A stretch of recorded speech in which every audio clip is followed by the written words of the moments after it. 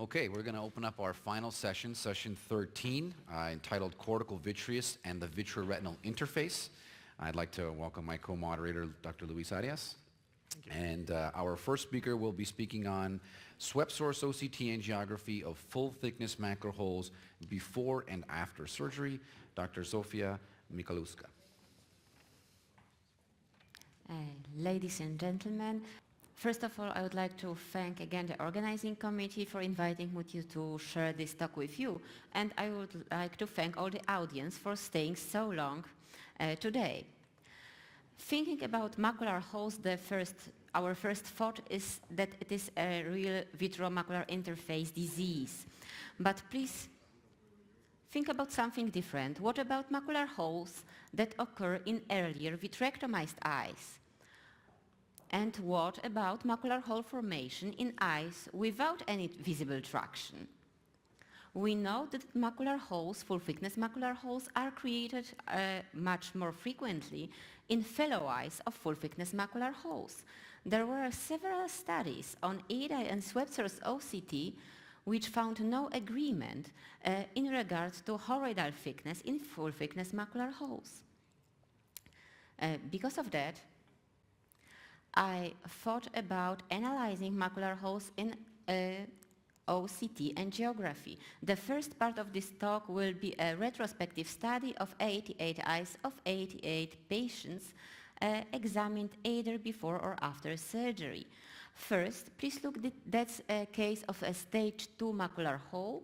The first thing we note is a small irregularity in the deep vessels which are pointed with an arrow, and they correspond to the cystoid spaces of the macular hole.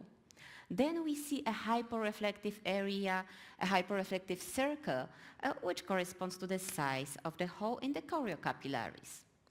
I think all of you after these 2 days now are aware of the fact that when we see something hyperreflective, that means flow. When we see something hyperreflective, that means no flow. But in full-thickness macular holes, we always see a hyperreflective circle in the middle. Why is that? So first of all, we thought it may be only due to some light transmission artifact. There is a hole, so more light comes in, and some hyperreflective circle is created. But please look more detail. You see that there is a segmentation algorithm artifact. The layers go under the RPE, and that's also the reason of this artifact. When we compared spectral domain OCT angiography to Source OCT angiography, we noted the same artifacts were present. They might be removed by some external software, and thanks to Karl Gruitenberg, I learned you may remove it with, for example, Adobe Photoshop. And here's another artifact. I called it the Jellyfish Artifact because you see some striae that may resemble digestive canals of a medusa, and they appear in the same location as the cystoid spaces around big macular holes. But the new software enables us to remove those digestive canals, to remove this artifact, and please note that the same image before and after correction of the segmentation algorithm looks like in this slide.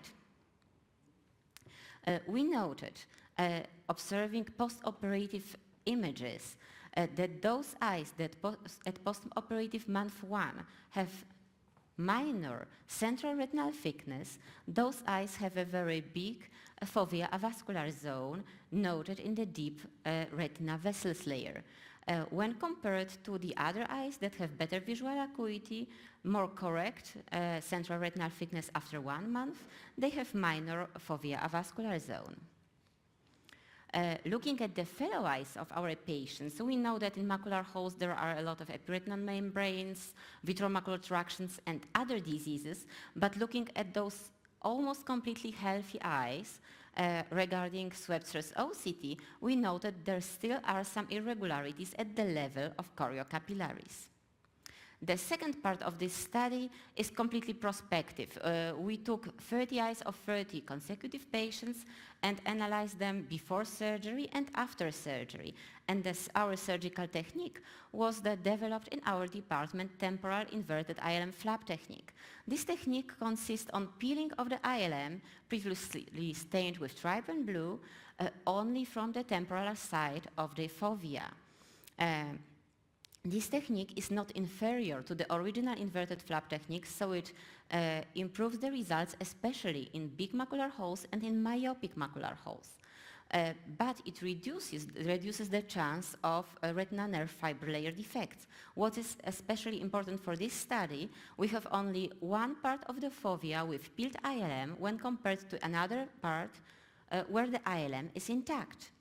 And please look, it's just a reminder how the location of OCTA scans are situated.